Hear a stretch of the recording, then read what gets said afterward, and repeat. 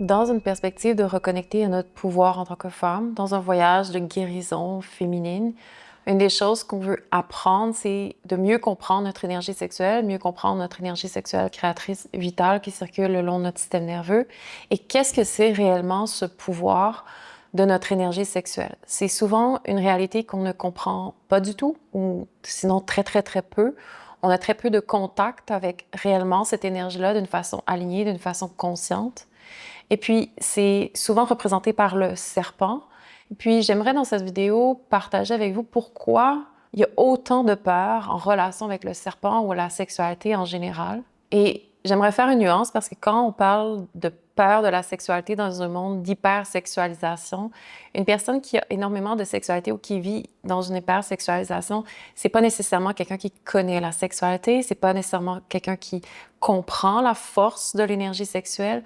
Au contraire, que ce soit fermé complètement et qu'on veut rien savoir de ça et que ce soit quelque chose qu'on évite à tout prix, l'univers, les dimensions féminines profondes, la psyché, la relation aux énergies réprimées en lien avec l'énergie sexuelle, créatrice et vitale, ou que ce soit complètement exacerbé. Dans tous les cas, c'est deux pôles extrêmes d'une réalité qui montrent qu'on ne comprend pas l'énergie sexuelle, qu'on en a souvent très peur. Et dans cette vidéo, j'aimerais prendre le temps d'utiliser le serpent comme représentation, comme symbolique, mais aussi pour voir, en fait, qu'on n'a jamais réellement eu peur du serpent, parce que la femme est fondamentalement reliée à cet univers-là, reliée à la relation à l'énergie sexuelle, parce qu'une femme, on est les gardiennes des dimensions profondes du corps, donc de l'instinct, de l'intuition, de l'énergie profonde qui nous habite dans notre womb.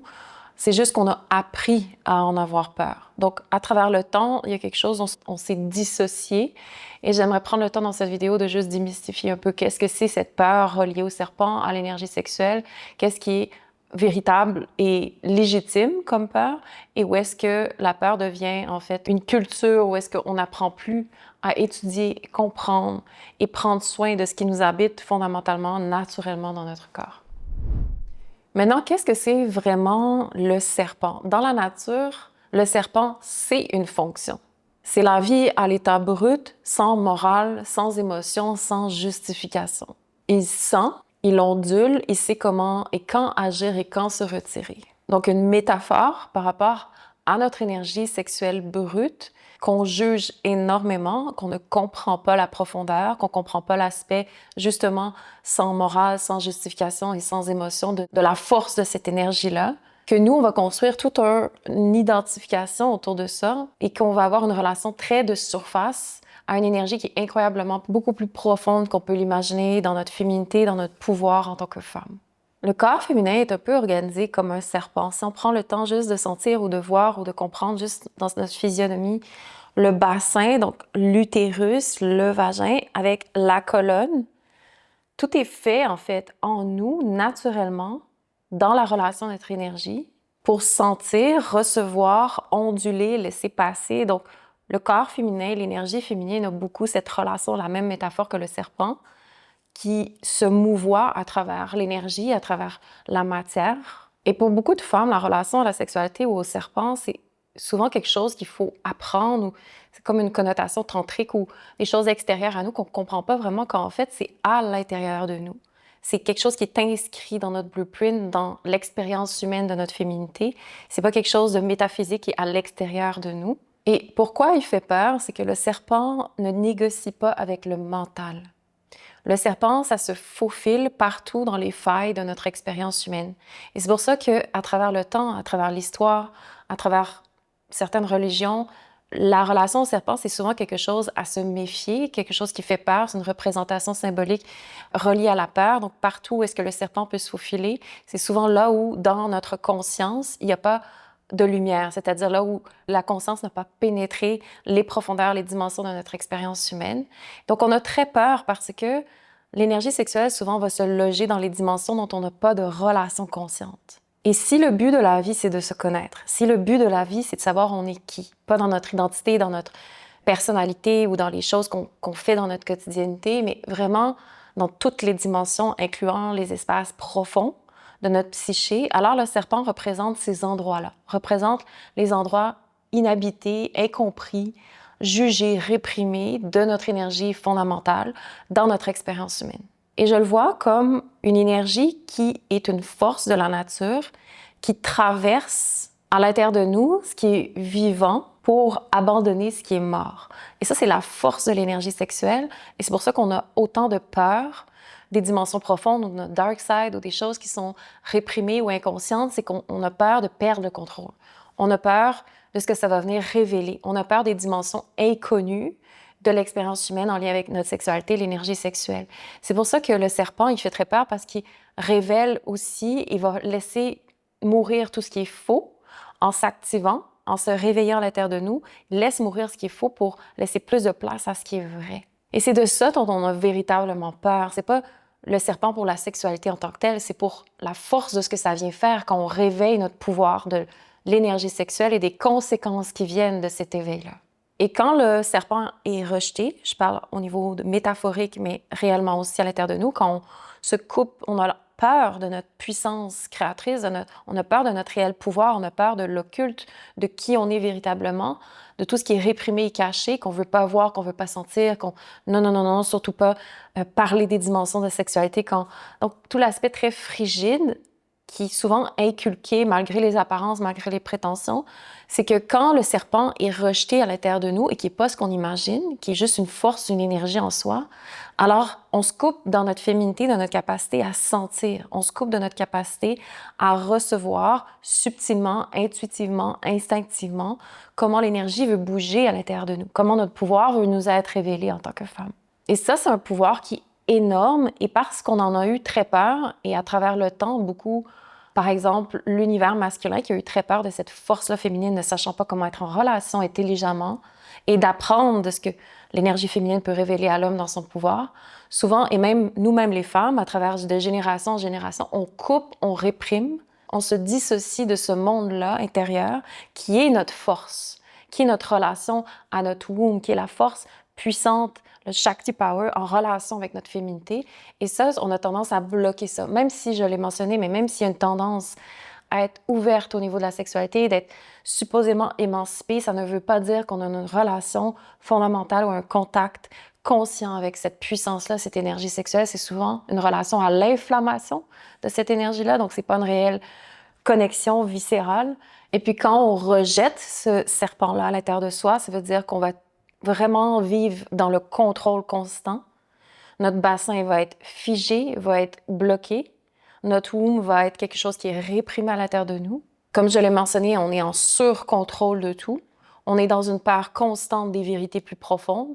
On est des personnes extrêmement jalouses, territoriales, très frustrées de la femme qui est sexualisée en général. On va être constamment en train de s'adapter pour garder cet univers-là bien fermé en dessous. Et tout va être en général une survie. Et sans un intérêt profond à étudier comment notre énergie sexuelle fonctionne à l'intérieur de nous, dans notre corps, directement, ressentir de l'intérieur.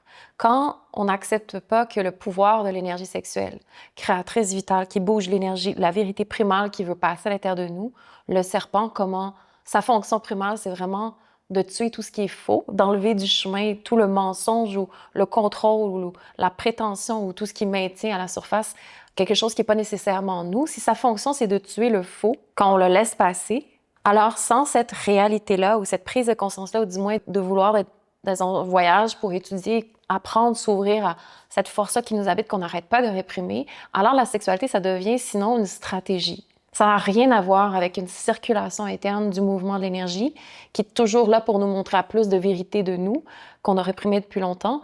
Donc, c'est toujours pour une excitation sans racine, un désir sans habiter son corps et un pouvoir sans une colonne, c'est-à-dire sans un ancrage, sans un alignement intérieur par rapport à un voyage pour savoir « moi, je suis qui dans cette vie ».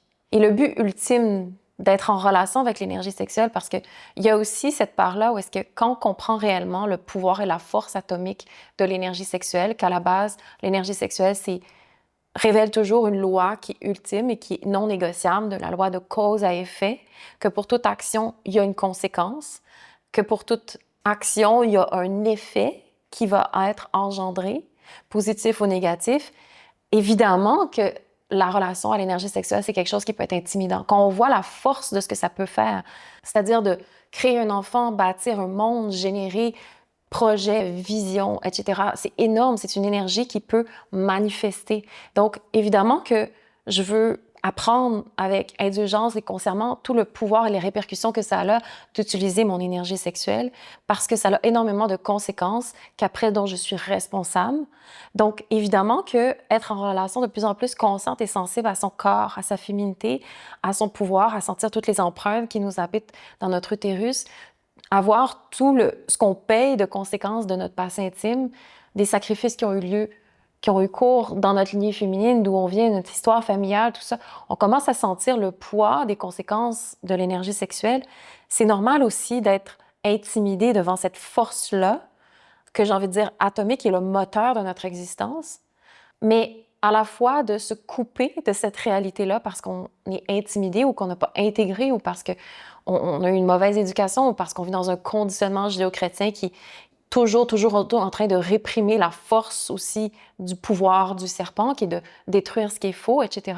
Donc, il faut aller au milieu de l'expérience, c'est-à-dire avec respect et révérence, étudier cette force-là ultime qui est au cœur, qui est le moteur de notre expérience humaine, et arrêter de dilapider ou de faire n'importe quoi avec et de comprendre qu'il y a des lois à l'essence même de la force de l'énergie sexuelle, de la sexualité ou du serpent, et qu'il y a agir sans conséquence ou sans tête, c'est aussi démontrer qu'on a une ignorance totale par rapport à ce qui nous habite dans notre corps, dans notre féminité.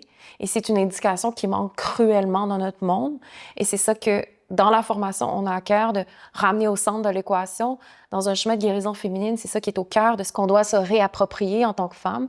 C'est-à-dire, attends, c'est pas n'importe quoi, cette énergie-là, mais je peux pas non plus m'en dissocier juste parce que je veux pas dealer avec. Et que ça passe alors toujours par en arrière, dans le witchcraft, dans la manipulation, et qu'on se demande toujours pourquoi toutes ces choses-là nous arrivent dans la vie et qu'on développe juste un lifestyle de victime constamment. Donc, à un moment donné, c'est, OK, comment je prends responsabilité? Comment, en tant que femme, pour gagner mon pouvoir, j'apprends à étudier à l'intérieur de moi cette énergie, le serpent, la vie qui veut circuler à l'intérieur de moi, comment je relâche ce qui est dans le chemin et que j'apprends avec respect à l'intérieur de mon corps, par les conséquences directes de mes actions. Qu'est-ce que c'est véritablement cette énergie-là? Ça, c'est l'ABC qu'une femme devrait savoir, apprendre et étudier dès les premiers pas de sa vie, de notre puberté, parce que c'est à l'essence même de tout ce qui nous conduit dans notre expérience humaine, qui nous fait avancer, qui fait nos choix, qui fait qu'on doit payer énormément de dettes, qui fait qu'on accumule énormément de karma, qui engendre toutes les actions qui sont là dans notre vie. Donc, c'est fondamental de revenir avec maturité, avec respect, de dire, attends, si ça a autant de pouvoir, est-ce que je peux ralentir un moment dans ma vie et me dire, je pense que je vais commencer à étudier cet univers-là beaucoup plus profond, qu'on m'a inculqué à avoir peur, mais qui, à la base, est quelque chose qui est en moi, qui est à l'essence de qui je suis, donc que j'ai intérêt à mieux démystifier, à comprendre et à développer une intimité au cœur de mon corps, de qui je suis, de mon womb.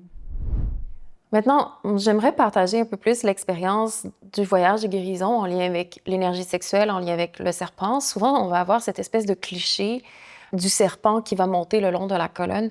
J'ai plus envie de dire que c'est une expérience de circulation plutôt qu'une expérience de montée technique, qui, comme beaucoup d'approches, vont vraiment mettre l'emphase sur une forme de technique en lien avec comment l'énergie sexuelle peut être créée, stimulée. En fait, la relaxation profonde, c'est ce qui permet tranquillement à la fondation de où est-ce que le serpent, on va dire, où l'énergie est en dormance, de tranquillement avoir la possibilité de créer un espace d'ouverture, de dilatation au cœur d'une relaxation. Donc, la circulation de l'énergie sexuelle, c'est d'abord à partir d'un espace de relaxation, c'est d'abord à partir d'un espace d'ancrage. Ça veut dire d'abord aussi de revitaliser les tissus internes dans lesquels le système nerveux peut recevoir à nouveau la résilience de la circulation. Le but, c'est pas de chercher l'extase coûte que coûte, mais la justesse de la relation à cette énergie-là, parce que c'est une fonction. Qu'est-ce que ça veut? Comment mon énergie à l'intérieur de moi veut circuler? Dans quel but? Pourquoi? Qu'est-ce que j'ai à manifester? Donc, je veux pas gaspiller mon énergie. Mon énergie veut être utilisée à bon escient pour les bonnes choses, avec la bonne concentration, la présence. Donc, c'est aussi vraiment une justesse de circulation. Donc, souvent, quand on va dans les highs, les excès, comme je parlais dans l'autre vidéo, c'est que je perds ma relation intime au respect de cette énergie-là qui m'est donnée pour vraiment manifester, accomplir quelque chose, accoucher de moi-même, réveiller le pouvoir qui vit en moi au service de la vie. Donc, c'est quand la vie circule à l'intérieur de moi, dans cette justesse-là, dans cette conscience-là, qu'il y a du plaisir par après. Le plaisir, c'est pas le but, l'extase, c'est pas le but, c'est l'effet de être dans une relation consciente avec l'énergie qu'on porte à l'intérieur de nous. Donc, qu'est-ce que la femme va vraiment craindre en lien avec le serpent? Et ça, c'est quelque chose que j'ai appris à travers le temps et celles que je vois qui ont tellement peur de descendre pour lâcher le witchcraft ou la sorcellerie, pour descendre véritablement dans une relation avec l'énergie brute qu'on porte à l'intérieur de nous, c'est que c'est pas le serpent dont on a peur, c'est de ne plus pouvoir tricher avec nous-mêmes. Ce qu'on a peur, quand on voit le serpent, si on saute les étapes, que je vous amène directement au cœur de ce qui a vraiment peur. C'est pas la métaphore de ce que représente le serpent. C'est la responsabilité d'un corps qui se réveille à la vie, du pouvoir que ça représente, d'avoir la responsabilité d'être dans son pouvoir. Et c'est de ça dont on a terriblement peur. Et c'est de ça que représente le serpent. Et c'est ça que représente l'énergie sexuelle. C'est-à-dire que quand ça se réveille, quand cette énergie primale-là, ou des fois c'est plus subtil, quand cette énergie-là, cette force-là se réveille et que ça casse qu'est-ce qu'il faut à l'intérieur de nous, ça réveille la vérité, notre vérité primale. On a peur de la responsabilité de ce que ça vient éveiller parce que on peut plus revenir en arrière ensuite. Parce qu'on est devenu consciente, on a touché, on a goûté, on a senti à cette expérience-là, qui se fait souvent progressivement, qu'on apprend à apprivoiser à l'intérieur de notre système. Et souvent, c'est donc ça dont on a le plus peur, c'est « Oh, attends, j'ai peur de mon pouvoir, j'ai peur de la responsabilité, d'être plus puissante que je peux l'imaginer. J'ai peur d'être responsable du réel pouvoir qui m'habite et que je peux plus me trahir à moi-même et de faire semblant que je suis quelqu'un de faible, de faire semblant que je suis ci ou que je suis ça ou d'avoir toutes les excuses du monde pour pas être dans mon véritable pouvoir et servir la vie dans sa plénitude. » C'est ça le réel blocage ou la réelle peur dont on s'est dissocié à travers le temps, c'est vraiment la responsabilité d'être dans son plein pouvoir. Donc, essentiellement, qu'est-ce que je suis en train de dire? C'est que le serpent, il n'est pas à réveiller, il est déjà là à l'intérieur de nous. L'énergie sexuelle, tout le pouvoir de notre énergie sexuelle, c'est déjà à l'intérieur de nous, dans notre womb, dans notre powerhouse. Ça demande simplement d'apprendre à avoir une fondation, une stabilité interne, gagner en résilience dans le système nerveux et surtout d'arrêter de résister systématiquement à la force de la vie à l'intérieur de nous. Et ça peut paraître particulier à dire parce que si on m'avait dit ça au début de mon chemin, mais arrête de résister à la force et au pouvoir de la vie à l'intérieur de toi, j'aurais dit, mais oui, c'est ce que je veux. En effet, non, on est vraiment, en tant que femme, tellement habituée à être faible devant la force de la vie, à vivre en contrôle, à vivre en résistance depuis de génération en génération, qu'on ne se rend plus compte que c'est notre mode de vie, résister à la vie.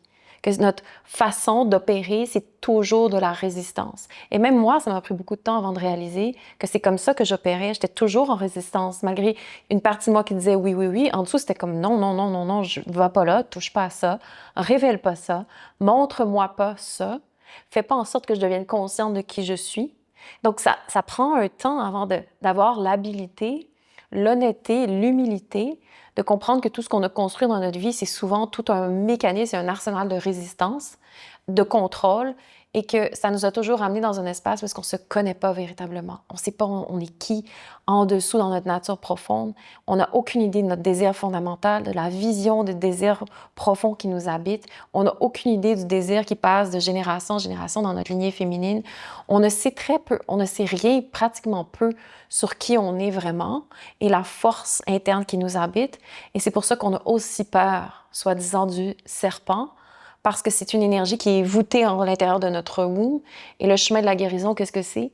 C'est de relâcher les résistances, relâcher les tensions qui sont dans le chemin pour avoir tranquillement accès à ce pouvoir-là, pouvoir l'intégrer, le vivre à l'intérieur de nous, apprendre à l'assumer, à le canaliser, et puis d'être au service de ce pouvoir-là qui n'est pas nécessairement à nous, c'est pas mon pouvoir, c'est le pouvoir de la vie qui passe à travers moi. Et parce que j'ai un certain setup, un certain canevas, une histoire, que je viens de quelque part, que j'ai une lignée, donc j'ai des codes à l'intérieur de moi. Donc le pouvoir de la vie qui passe à travers moi va répondre aux codes dont je suis fait, c'est-à-dire ou sinon mon dharma, si on veut le dire de cette façon-là.